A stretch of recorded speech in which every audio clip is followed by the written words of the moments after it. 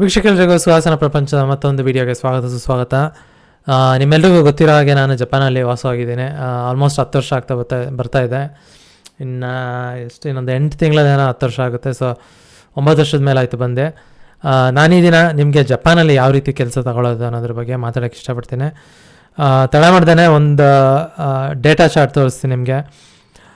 ಇಲ್ಲಿ ಮಧ್ಯದಲ್ಲಿ ನಿಮ್ಗೆ ಕಾಣಿಸ್ತಾ ಇದೆ, ಇದು ಬಂದು ಜಪಾನ್ದು ಪಾಪ್ಯುಲೇಷನ್ ಇದೆ. ಕೊರಿಯಾ ಕೂಡ ಇದೆ, ಆಮೇಲೆ ರಷ್ಯಾದು ಇದೆ. ಅದ್ರ ಮೇಲೆ ಗೂಗಲಲ್ಲಿ ಇದನ್ನು ಸರ್ಚ್ ಮಾಡಿರೋದು. ಸೊ ನಿಮ್ಗೆ ಕಾಣಿಸ್ತಾ ಇರ್ಬೋದು ಇಲ್ಲಿ ಜಪಾನ್ ಪಾಪ್ಯುಲೇಷನ್ನು ಮೊದಲು ಇದು 1960 ಪಾಪ್ಯುಲೇಷನ್ ಇದು 93 ಮಿಲಿಯನ್ ಇತ್ತು. ಅದಾದಮೇಲೆ ಜಾಸ್ತಿ ಆಗ್ತಾ ಹೋಗಿ ಆಲ್ಮೋಸ್ಟ್ 128.1 ಮಿಲಿಯನ್ವರೆಗೂ ಹೋಯಿತು 2010ರಲ್ಲಿ. ಅದು 2010ರಿಂದ ಜಪಾನೀಸ್ ಪಾಪ್ಯುಲೇಷನ್ನು ಕೆಳಗೆ ಬರ್ತಾ ಹೋಗ್ತಾ ಇದೆ. ಇವತ್ತಿನ ದಿನ ಅದು 125 ಮಿಲಿಯನ್ಗೆ ಬಂದಿದೆ. ಸೊ ಹಾಗಾಗಿ ಜಪಾನವರು ಬೇರೆ ದೇಶಗಳಿಂದ, ಅದರಲ್ಲೂ ಜನಸಂಖ್ಯೆ ಎಲ್ಲಿ ಜಾಸ್ತಿ ಇದೆ ಆ ದೇಶಗಳಿಂದ ಜನಗಳನ್ನ ಕರ್ಕೊತಾ ಇದ್ದಾರೆ.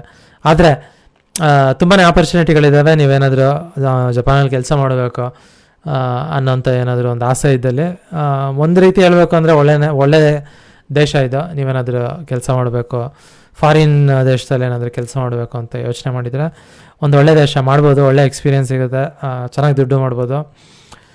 ಎಷ್ಟು ದುಡ್ಡು ಮಾಡ್ಬೋದು ಆ ಸ್ಯಾಲರಿ ಬಗ್ಗೆ ನಿಮಗೆ ಮತ್ತೊಂದು ವೀಡಿಯೋದಲ್ಲಿ ನಿಮ್ಗೆ ತಿಳ್ಸೋಕೆ ಇಷ್ಟಪಡ್ತೀನಿ.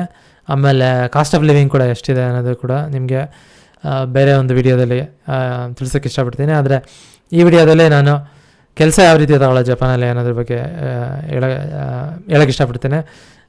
ಆಗಲೇ ಹೇಳಿದ ರೀತಿ ಜನಸಂಖ್ಯೆ ಕಮ್ಮಿ ಆಗ್ತಾ ಹೋಗ್ತಾ ಇದೆ.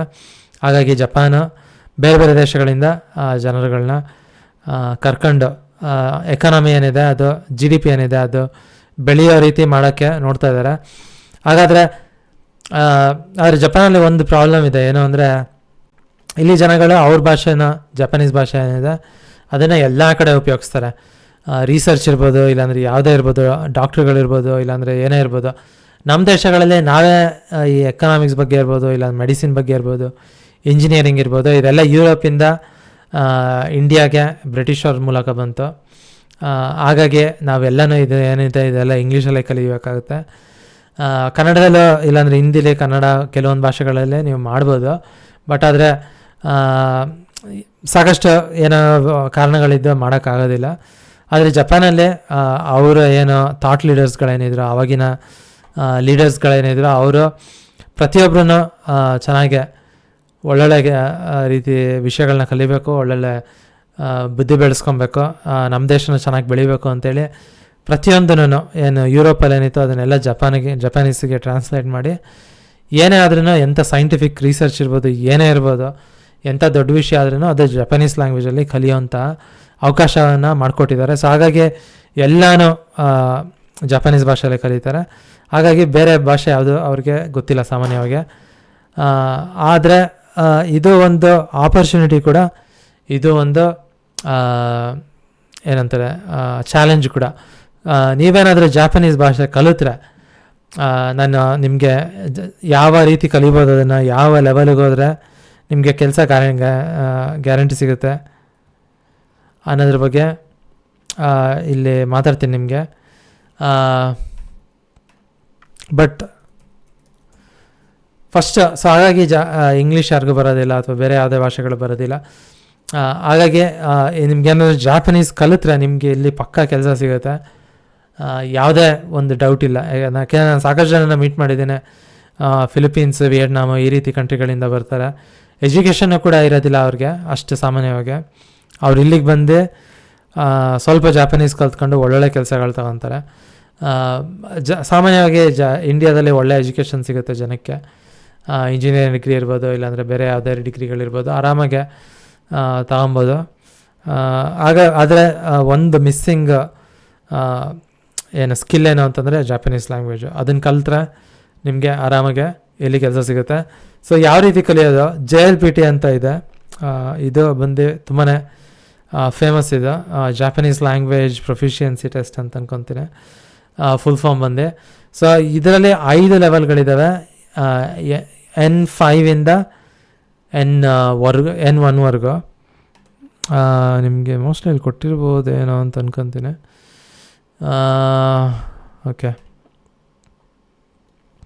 ಸೊ ಇಲ್ಲಿ ಕೊಟ್ಟಿದ್ದಾರೆ N5 ಇಂದ ಹಿಡ್ದು N1 ಬಂದು ಹೈಯೆಸ್ಟ್ ಲೆವೆಲ್. ನೀವು ಆಲ್ಮೋಸ್ಟ್ ಜಪಾನೀಸ್ ಯಾವ ಭಾಷೆ ಯಾವ ರೀತಿ ಓದ್ತಾರೆ, ಯಾವ ರೀತಿ ಮಾತಾಡ್ತಾರೆ, ಬರೀತಾರೆ, ಅರ್ಥ ಆಗುತ್ತೆ, ಬರಿಬೋದು. ಆಲ್ಮೋಸ್ಟ್ ಏನು ಜಾಪನೀಸ್ ನೇಟಿವ್ ಪ್ರೊಫಿಷಿಯನ್ಸಿ ಲೆವೆಲ್ ಏನಿದೆ ಅದರ ಹತ್ರ ಇರುತ್ತೆ.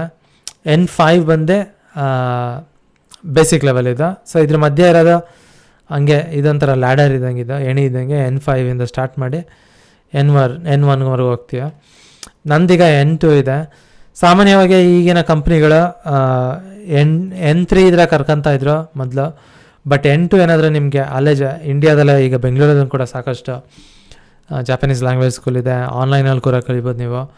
ಸೊ ಏನಾದರೂ N2 ಲೆವೆಲ್ ಏನಾದರೂ ನೀವು ಇದು ನನಗೆ ನೀವೇನಾದರೂ ಡೈಲಿ 1 ಗಂಟೆ 2 ಗಂಟೆ ಓದಿದ್ರೆ ಆರಾಮಾಗಿ ಒಂದು ವರ್ಷ 1.5 ವರ್ಷದಲ್ಲಿ ನೀವು ಆರಾಮಾಗಿ ಪಾಸ್ ಮಾಡ್ಬೋದು. ಯಾಕೆಂದರೆ ಜಾಪನೀಸ್ ಭಾಷೆ ಏನು ಅದರದ್ದು ನೇಚರ್ ಏನಿದೆ, ಕ್ಯಾರೆಕ್ಟರಿಸ್ಟಿಕ್ಸ್ ಏನಿದೆ ಆಲ್ಮೋಸ್ಟ್ ಕನ್ನಡದ ರೀತಿಯೇ ಇದೆ. ಸೊ ಹಾಗಾಗಿ ನೀವು ಇದನ್ನು ಆರಾಮಾಗಿ ಕಲಿಬೋದು. JLPT N2 ಲೆವೆಲ್ ಏನಾದರೂ ನೀವು ಪಾಸ್ ಮಾಡಿದ್ರೆ ಖಂಡಿತವಾಗ್ಲೂ ನೀವೇನಾದರೂ ಅಪ್ಲೈ ಮಾಡಿದ್ರೆ ಜಾಬ್ಗೆ ನಿಮಗೆ ಜಾಪನೀಸ್ ಭಾಷೆ ಬರುತ್ತೆ. ಪ್ಲಸ್ ನಿಮಗೆ ಒಳ್ಳೆ ಡಿಗ್ರಿ ಇದೆ. ಸಾಮಾನ್ಯವಾಗಿ ಆಗಲೇ ಮಾತಾಡೋ ರೀತಿ ಇಂಡಿಯಾದಲ್ಲಿ ಎಲ್ಲರಿಗೂ ಒಳ್ಳೆ ಡಿಗ್ರಿ ಇರುತ್ತೆ. ಒಳ್ಳೆ ಡಿಗ್ರಿ ಇದ್ದೆ Japanese level JLPT level N2 pass ಮಾಡಿದರೆ ನಿಮ್ಗೆ ಖಂಡಿತವಾಗ್ಲೂ ಸಿಗುತ್ತೆ. ಸೊ ತುಂಬಾ ಸುಲಭ.